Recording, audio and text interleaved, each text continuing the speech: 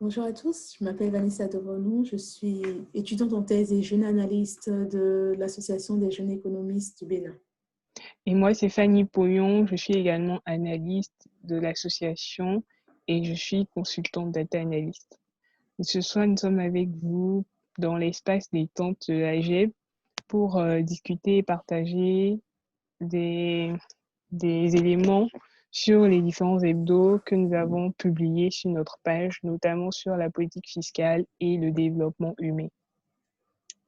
Donc, je vais commencer par demander à Vanessa de nous expliquer un peu le concept, pardon, du développement humain et ses différents composants. Merci Fanny. Lorsqu'on parle de développement humain, lorsqu'on parle d'indice de développement humain, c'est quoi? L'indice de développement humain qu'on appelle aussi IDH, c'est un indice statistique qui a été créé par le Programme des Nations Unies pour le développement, le PNUD, qui permet d'évaluer le taux de développement humain des pays du monde. Quand on parle de taux de développement humain, quand on parle de développement humain, on considère, l'indice notamment considère trois critères. Le PIB par habitant, l'espérance de vie à la naissance et le niveau d'éducation des enfants de 17 ans et plus. Merci Vanessa. Du coup, je vais te demander de nous expliquer un peu ou de nous présenter un peu en quoi, dans le contexte de la crise sanitaire actuelle, donc la crise du coronavirus, en quoi le développement humain a-t-il été menacé? Très bien.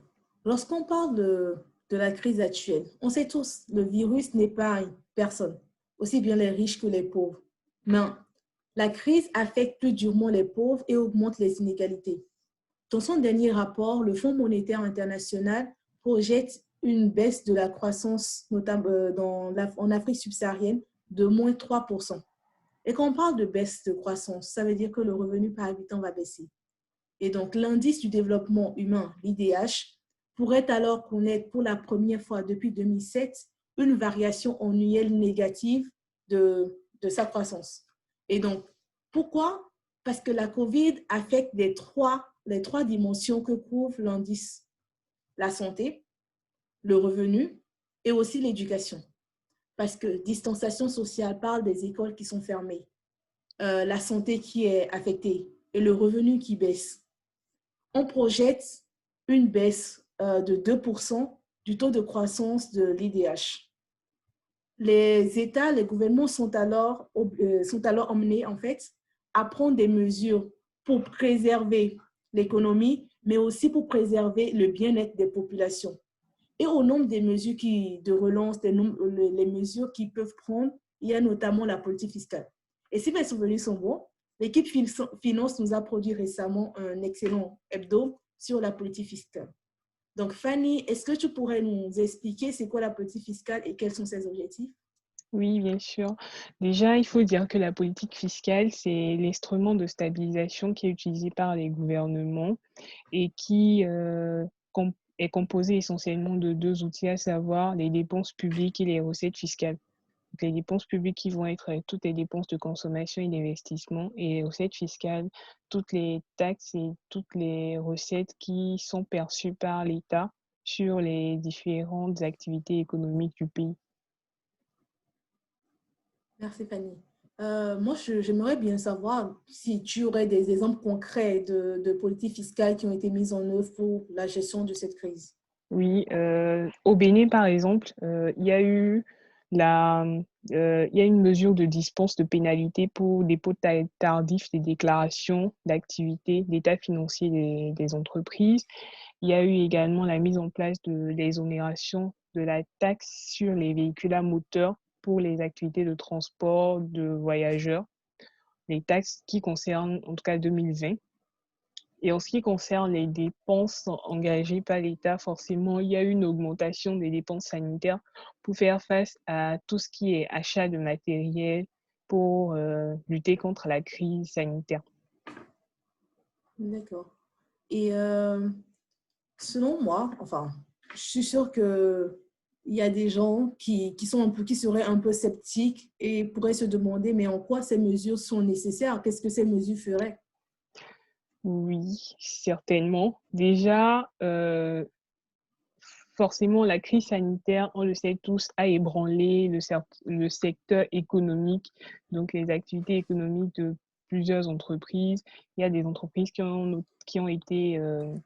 dû fermer, qui ont dû arrêter leurs activités pendant un certain temps. Et on se rend bien compte que face à ce genre de situation-là, si elles n'ont pas de revenus, elles ne peuvent certainement pas répondre ou euh, honorer leurs engagements en ce qui concerne le paiement des taxes sur leurs activités.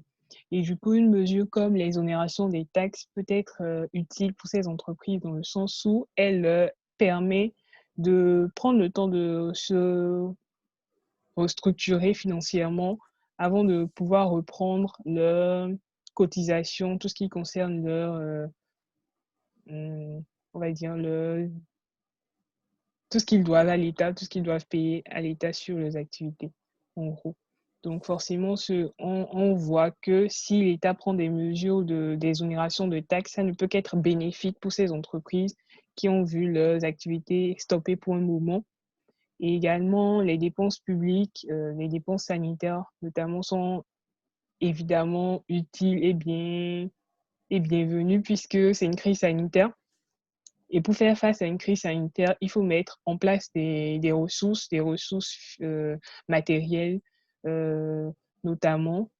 Et on sait très bien que dans la plupart de nos pays africains, en tout cas, c'est pas le secteur sanitaire n'est pas très performant. Donc, si une crise survient et vient affaiblir davantage ce secteur-là, les dépenses sanitaires sont pertinentes et forcément vont permettre de rétablir en quelque sorte l'équilibre qu'il y avait avant l'arrivée de la crise. Oui, oui, c'est vrai.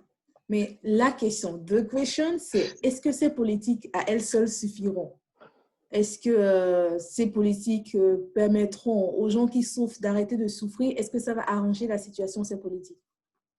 Je pense que si déjà les politiques énoncées par les différents gouvernements sont réellement mises en place, ce serait déjà bien. Ça va permettre voilà, comme on dit, d'alléger la tâche ou de réduire le poids qui pèse sur les entreprises qui ont été affectées et aussi va permettre d'améliorer le secteur sanitaire, de soutenir le secteur sanitaire. Et aussi, il ne faut pas oublier que quand même, la gangrène qui mine la plupart de nos pays africains, c'est la corruption. Donc, quelles que soient les mesures qui vont être mises en place, quelles que soient les ressources qui vont être mises à disposition des différents acteurs, il faudrait aussi que ces ressources soient bien gérées pour éviter que, justement, les aides, finalement, ne parviennent pas aux personnes, aux populations qui sont en détresse, aux personnes qui en ont besoin, et que, voilà, ce ne soit pas des mesures annoncées en l'air qui, finalement, n'atteignent pas les cibles qui ont été énumérées au départ. Donc, je pense que oui, ces mesures-là sont nécessaires, sont indispensables, sont importantes, mais derrière, il faudrait que leur mise en place soit effective et que le suivi soit réellement fait de sorte que les populations visées par ces mesures-là puissent être bénéficiaires, puissent vraiment bénéficier de tous ces dispositifs-là. D'accord. Du coup, si je comprends bien, les politiques que les États mettent en place c'est déjà une bonne étape, c'est déjà une bonne chose, mais il faut aller plus et assurer en fait la gestion de ces fonds, la gestion de ces ressources qui sont mises à disposition des gouvernements. Et cette gestion est aussi très importante. C'est ce que tu nous dis en fait. Exactement, c'est ça, exactement. Je suis bien d'accord avec toi parce que la corruption, on pourra en discuter au cours d'une une autre fois. Merci à toi, Fanny, pour ces Merci à toi explications et pour le également. temps. J'espère qu'on Merci et a pu merci à vous aider. tous. Merci. J'espère aussi.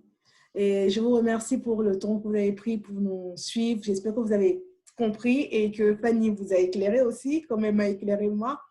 Et je vous invite à vous abonner à notre page si vous ne nous suivez pas déjà, d'aimer et de partager la vidéo. Merci beaucoup.